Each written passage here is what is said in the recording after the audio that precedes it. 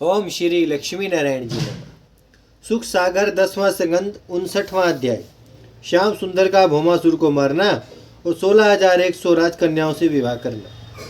शुकदेव जी ने कहा, परीक्षित, एक दिन नारद मुनि ने कल्लप वृक्ष का फूल, जिसकी सुगंध बहुत अच्छी होती है, रंदन बाग से ले आकर श्याम सुंदर को दिया। जब मुरली मनोहर ने वह फूल रुक्मिणी को दे दिया, तब नारद मुनि सत्यभामा के पास जाकर बोले कि आज मुझे मालूम हुआ कि वसुदेव नंदन तुमसे रुक्मिणी को अधिक प्यार करते हैं। उन्होंने कल्प का फूल, जो राजा इंद्र के बाग में होता है, रुक्मिणी को दे दिया। उनको तेरी प्रीति अधिक होती तो तुझे देते। जब यह झगड़ा लगाकर नारद मुनि चले गए, तब सत्यभामा उदास होकर कोप भवन में जा बैठी।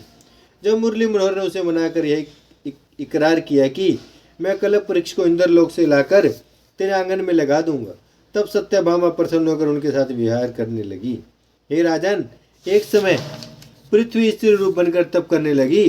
तब ब्रह्मा व विष्णु व महादेव उसे दर्शन देकर बोले कि तूने इतना दुख उठाकर कौन मनोरथ मिलने के लिए तप किया है।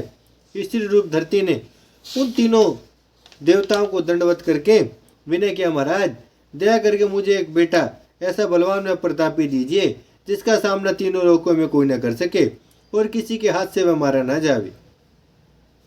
यह बात सुनते ही तीनों देवताओं ने प्रसन्न होकर कहा कि तेरा पुत्र नरकासुर, जिसे लोग भौमासुर कहेंगे, बड़ा प्रतापी उत्पन्न होकर पृथ्वी के सब राजाओं को लड़ाई में जीत लेगा और स्वर्गलोक में जाकर सब देवताओं को जीतने के उपरांत अदिति के कानों के कुंडल लेकर आप पहनेगा। इंद्र का छत्र अपनी भुजा की सामर्थ्य से छीनकर अपने सिर पर धरेगा।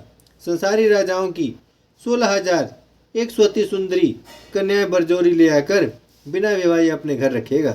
जब श्री कृष्ण जी बैकुंठनाथ उसके साथ लड़ने आवेंगे और तू अपने मुख से कहेगी कि मेरे बेटे को मारो, तब वे उसे मारकर सब राजकन्या द्वारकापुरी में ले जाएंगे। यह वरदान देकर तीनों देवता अंतर ध्यान हो गए। पृथ्वी ने विचार किया कि मैं अपने पुत्र को मारने के लिए क्यों कहूंगी। यह वरदान पाकर पृथ्वी ने तप करना छोड़ दिया। कुछ दिन बीते, उसके नरकासुर नाम का बालक बड़ा बलवान उत्पन्न होकर प्राग्ज्योतिषपुर में 7 किले के भीतर राज्य करने लगा। सब पृथ्वी के राजाओं को जीतकर अपने अधीन कर लिया और 16,100 राजकन्या बिना विवाही, जिसमें एक से एक सुंदरी थी, चलते फिरते खाते पीते बरजोरी उठा ले आया और अपने यहाँ एक स्थान में रखकर ऐसा प्रण किया कि जब 20,000 कन्या पूरी होंगी तब एक साथ उनसे अपना विवाह करूंगा। एक दिन सब कन्याएं आपस में बात करते हुए रोने लगी। उसी समय परमेश्वर की इच्छा अनुसार नारद मुनि ने वहां कर उनसे कहा कि तुम लोग कुछ चिंता मत करो, श्याम सुंदर त्रिलोकीनाथ तुम्हें यहाँ से छुड़ाकर तुम्हारे साथ अपना विवाह करेंगे। यह वचन सुनते ही सब राजकन्याएं प्रसन्न होकर उस दिन से नित्य हरिचरणों का ध्यान करने लगी। एक दिन भौमासुर क्रोध करके भूप विमान जो लंका से ले आया था, उस पर बैठाकर इंद्रादिक देवताओं से युद्ध करने लगा। जब स्वर्ग में जाकर देवताओं को दुख देने लगा और देवता लोग उसके हाथ से अपने प्राण का बचाव न देकर इधर उधर भाग गए, तब उसने अदिति के कुंडल व इंद्र के सिर का छत्र छीन लिया और अपने नगर में आकर ऋषिवर व हरिभक्तों को दुख देने लगा। जब देवता व हरिभक्त आदि उसके हाथ से बहुत दुखी हुए, तब एक दिन राजा इंद्र द्वारकापुरी में श्याम सुंदर की सभा में आकर हरिचरणों पर गिर पड़ा और परिक्रमा व स्तुति करके हाथ जोड़कर विनय किया, हे दीनानाथ, भौमासुर दैत्य ऐसा बलवान उत्पन्न हुआ कि जिसने मेरी माता के कुंडल व मेरा छत्र छीनकर सब देवताओं को स्वर्ग से बाहर निकाल दिया और हरिभक्तों को दुख देता है। इसलिए तुम्हारी शरण में आकर यह चाहता हूँ कि आप उसे मारकर देवताओं व हरिभक्तों की रक्षा कीजिए। तुम्हारे सिवा दूसरे का भरोसा नहीं है।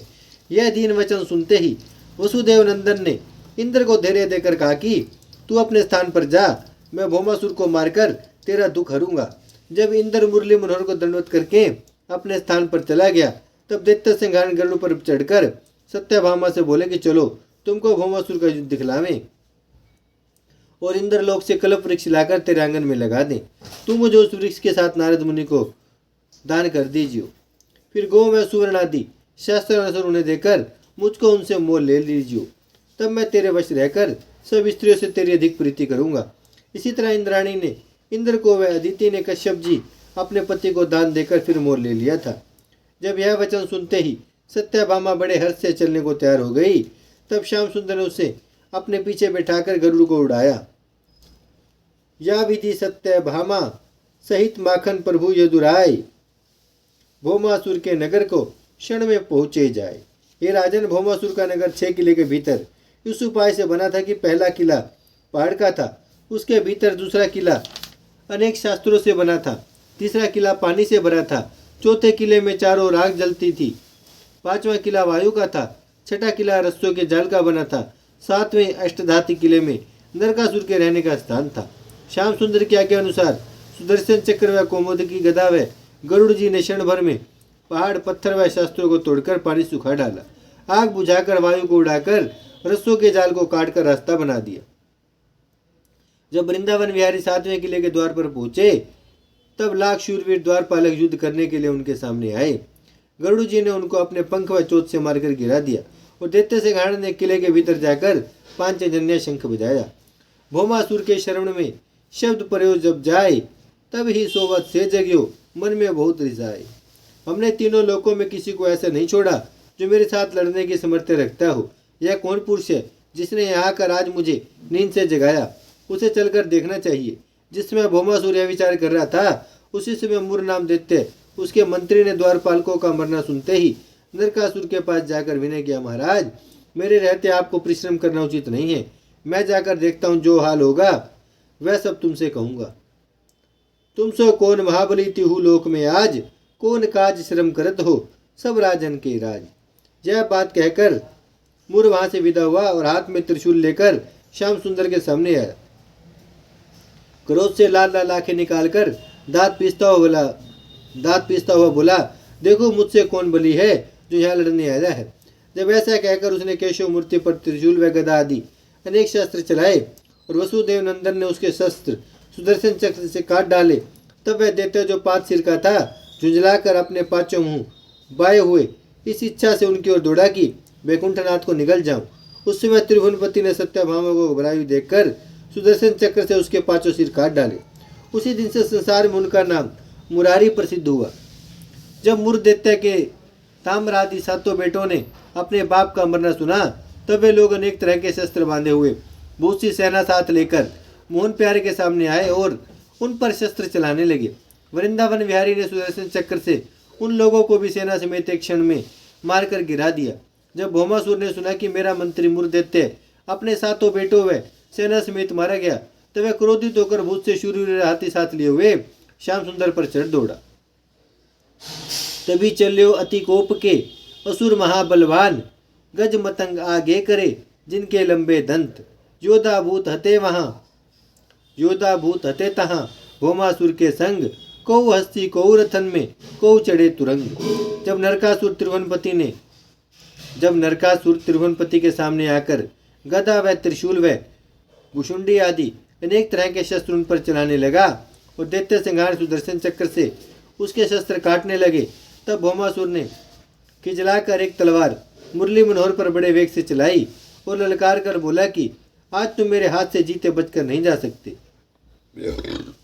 जब उसकी तलवार ने भी कुछ काम नहीं किया और उसकी सब सेना दैत्य सिंहारण व गरुड़ जी ने क्षण भर में मार डाली और उसने अपने को अकेला देखा, तब वह अपने घर से एक बड़ा भारी त्रिशूल लेकर फिर वृंदावन विहारी को मारने झपटा। उस समय सत्यभामा ने श्याम सुंदर से कहा कि इस पापी को मार डालो। इतनी बात उसके मुख से निकलते ही वसुदेव नंदन ने उसका सिर सुदर्शन चक्र से काटकर गिरा दिया। कुंडल मुकुट सहित सिर पर्यो, धड़के गिरत शेष थरथरियो, तिहु लोक में आनंद वहे, दुख चिंता सब की गए, तासु ज्योति हरि मुख ही समानी, जय जय शब्द करे सुर ज्ञानी, चढ़े विमान पुष्प बरसावे, वेद बखानी देव यश गावे। इतनी कथा सुनाकर सुखदेव जी बोले, राजन महादेव आदि का वरदान सत्य करने के लिए जब सत्यभामा ने जो पृथ्वी का अवतार थी अपने मुख से भौमासुर को मारने के लिए कहा, तब श्याम सुंदर ने सुदर्शन चक्र से उसका सिर काट दिया। जब भौमासुर मर गया तब उसकी माता पृथ्वी अपनी पोतू और भगदत्त पोते को साथ लेकर द्वारका नाथ के पास आई। छत्र व कुंडल जो भौमासुर इंद्रलोक से छीन लाया था और भूत रत्नादिक उन्हें भेंट देकर अपना सिर हरिचरणों पर रख दिया। उसने हाथ जोड़कर विनय के, हे ज्योति स्वरूप भक्तिकारी, तुम्हारी महिमा व लीला परम्पार है, आपका भेद व कोई आदि अंत नहीं जान सकता। तुम अविनाशी पुरुष, तीनों काल के जानने वाले, किसी से कुछ भय नहीं रखते। आप देवता व मनुष्य आदि तीनों लोकों को उत्पन्न करने वाले हैं। आदि व अंत व मध्य में केवल तुम्हारा प्रकाश रहता है। आप अंतर्यामी, सबके व्यापक, सबसे बिलग रहकर संसारी वस्तु की कुछ चाह नहीं रखते। लक्ष्मी जी तुम्हारी दासी होकर आपके चरण कमल आठों पैर अपने हृदय में लगाए रहती है। ब्रह्मादिक देवता व बड़े बड़े ऋषि और वे मुनि तुम्हारे चरणों का ध्यान दिन रात अपने हृदय में रखकर तुम्हें अपना उत्पन्न व पालन करने वाला जानते हैं। जब आप महाप्रलय में शेषनाग की छाती पर शयन करते थे, तब आपकी नाभि से कमल का फूल निकला। उसी पुष्प से उत्पन्न होकर ब्रह्मा ने तीनों लोकों की रचना की। इसलिए 14 भुवन की जड़ आप ही हैं। मिट्टी, हवा, पानी, अग्नि व आकाश, पांचों तत्व दशों इंद्रियों को प्रकट करके रजोगुण से संसार की उत्पत्ति, सतोगुण से पालन, तमोगुण से नाश करते हो। गरुड़ जी तुम्हारे वाहन हैं। सब किसी को बल व यश आपकी दया से प्राप्त होता है। तुम हरि भक्तों की रक्षा करने के लिए संसार में मनुष्य रूप अवतार लेकर सबको सुख देते हो, जिसमें संसारी लोग उस रूप का ध्यान व पूजा व नाम का स्मरण करें और तुम्हारी लीला की चर्चा करके भवसागर पार उतर जाएं।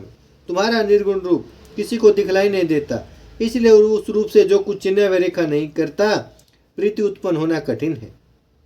संसारी लोग अपने वर्ण व धर्म के अनुसार तुम्हारी पूजा कई तरह पर करके अपना मनोरथ पाते हैं। तुम्हारी स्तुति शारदा देवी व शेष व महेश व गणेश से नहीं हो सकती। तो मुझे ज्ञानी की क्या सामर्थ्य है जो तुम्हारा गुण वर्णन कर सकूं। तुम जिस पर दया कृपा करो वह अवश्य तुम्हें पहचान सकता है। सो मेरी दंडवत आपको अंगीकार हो। ओम श्री लक्ष्मी नारायण जी नमः।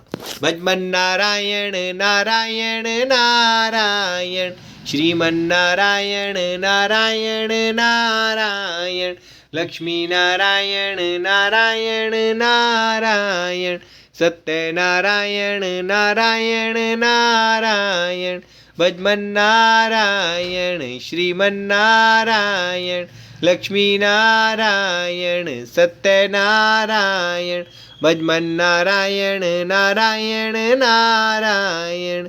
ओम श्री लक्ष्मी नारायण जी नमः।